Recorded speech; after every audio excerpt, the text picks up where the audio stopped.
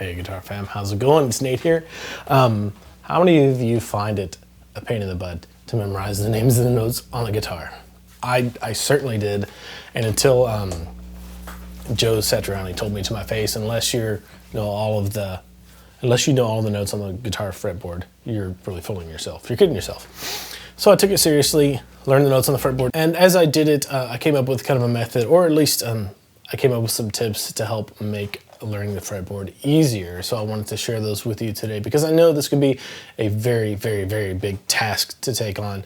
So much so that it might be intimidating and you're like, oh, what's the point? Why even bother? But these 10 tips will help you make it manageable and help you make it a long-term goal that you'll be able to achieve. So before we get started, if you haven't already, go to guitarfam.com and create your complimentary account to be able to access the first module of all of our premium courses.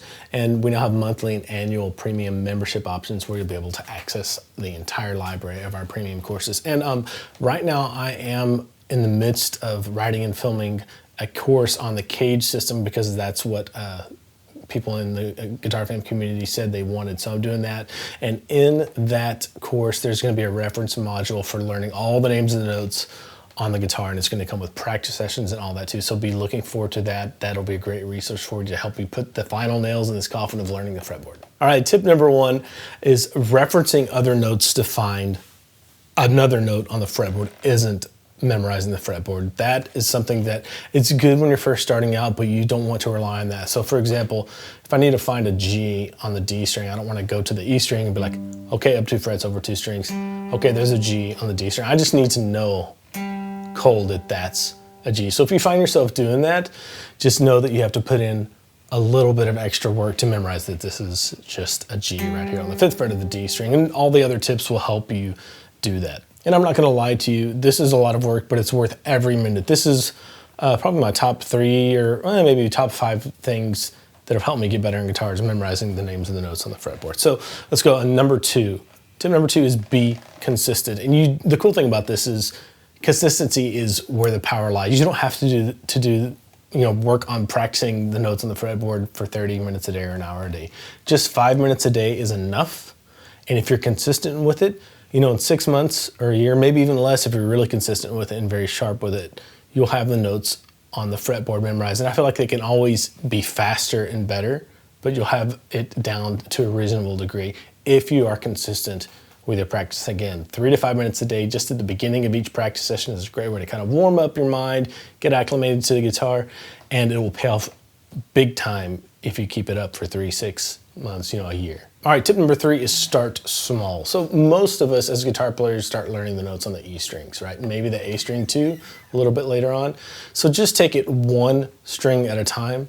That'll keep you from getting overwhelmed, because if you try to just tackle all the strings at once, it's gonna feel like, oh my goodness, there's so much to do. I'll just never be able to do it, it's too much. And that's the last thing I want you to do. I don't want you to get frustrated. So take 1 string at a time, and then just once you get that string, go to the next one. That's another tip later on, but just start small. And even then, number 4 kind of bleeds right into this because number 4 is start with just the natural notes on 1 string. So number 3, start small with just 1 string. And then even you can relate this to that, just 5 minutes a day, that's small as well. But number 4, start with the natural notes on just 1 string. That's another way to start small, but that's a concrete tip too. So just pick 1 string and just do the natural notes on it. Don't worry about the sharps and flats at first. That's another way to kind of ease yourself into it. And since most guitar players know the E strings, or at least they're familiar with them, let's do one of the black hole strings for this video. Let's go with the B string. It's a really important shape for this D chord shape if you want to move it around. And it's a string that a lot of guitar players tend to not know any of the notes on, or it's like this redheaded stepchild, of the bunch. So let's do this for the B string. Just start with the open B. 1st fret is a C, because it's only a half step between B and C. D, 3rd fret, whole step between D and E. E and F only have a half step between them. So just go to the next fret, 6th fret. G on the 8th fret. A on the 10th fret, and B on the 12th fret, octave, right? Open B, octave B right there. So that's exactly the way you want to do this, just the natural notes on the B string, or whatever string you're working on. And tip number 5 is to say the note names out loud as you do this, because you're already looking at your guitar neck, you're putting your hands on it. If you say the note names out loud, that's going to add one more layer of learning that's going to help you memorize this faster. So B, C, D, E, F, G, A, B. And do this throughout all of these tips. Always be saying this stuff out loud, even as you get more complicated as we move along here. And you don't, again, if you're new to this might be where you want to stop with these tips. Keep watching the video because you're going to need the other tips as you get more and more advanced. But this is a good place to stop the video, or just a good goal for the next few weeks or whatever for the B string, right? But just going up the natural notes, saying the note names out loud is a great place to start. And the next step, or the next tip, number 6, is to go forwards and backwards. And to do that, you need to be able to say the musical alphabet backwards. So instead of just A, B, C, D, E, F, G, you need to be able to say G, F, E, D, C, B, A. And if you just bite the bullet and say that over and over again, G, F, E, D, C, B, A, G, F, E, D, C, B, A, G, F, E, D, C, B, A, for a few days, then you're going to have it down. It's going to be much easier for you to go forwards and backwards. But let's try that. Go to the B string, say the note names out loud. B, C, D, E, F, G, A, B. Then go back down. A, G, F, E, D, C, B. And that's going to kind of confuse your brain and force you to recall this in a way that you haven't done yet, which is really good for memorizing things. So first step, just the natural notes up, and then second step, natural notes up and down, forwards and backwards. I guess that'll be tips number 5 and 6. Okay, once you are feeling fairly confident with that, what you want to do is play leapfrog. And by that I mean, okay, start on the lowest note of the string, B. Instead of going to the next natural note, skip it and go to D. And then go back down to C. Then skip that D and go to an E. Go back to the D. Skip the E, go to an F. Go back to the E. G, F, A, G, B, A. Then we go C, B. And that's going to force you to think about it in a different way again. That's going to confuse your brain and force you to recall it in a different way that will help solidify the notes on that string. Okay, the next step is to start throwing in the sharp and flat notes. Now, if you have B, C, there's only half step between B and C, right? So the next note up will be a C sharp, or it could be called a D flat.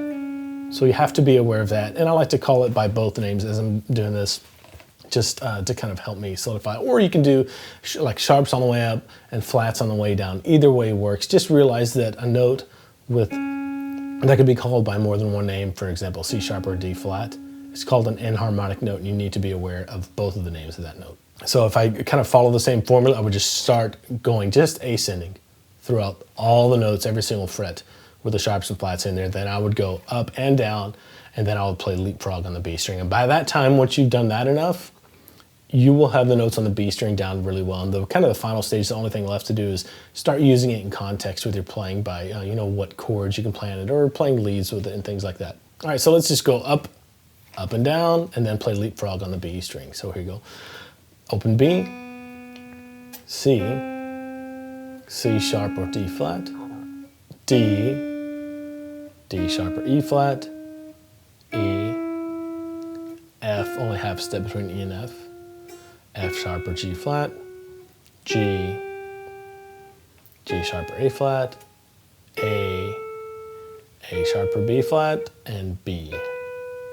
Okay, so you get the idea for that. All right, then I would go up and down. So we just went up, let's just go back down. B, B flat or A sharp, A flat G sharp, G, G flat F sharp, F, E flat D sharp, D flat or C sharp, C, and B.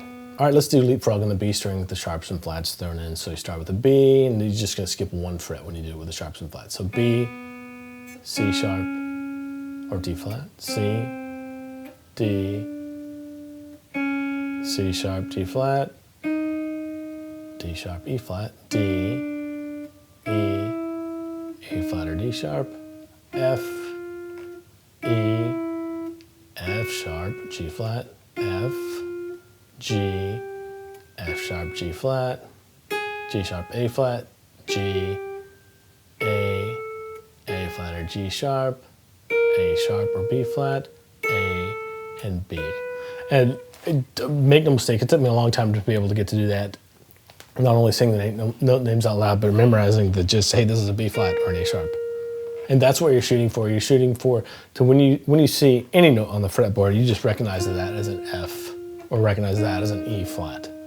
But it takes a while to get there. Don't get discouraged if it doesn't come right away. Take this in levels, just natural notes, then just ascending, then ascending, descending, then leapfrog, then throw in the sharp and flat notes. All right, next tip is to take it just one string at a time, but rotate through the strings. We just did the B string, and it may take you a few days to get comfortable with the B string. It may take you a few weeks, whichever one is fine. It depends how much time you have to devote to it and how consistent you are. But once you feel like you have a pretty good handle on the B string, switch to a different string that you're not comfortable with. So once every week or two is probably what I recommend. Just rotate through the strings. So you might want to do the A string next.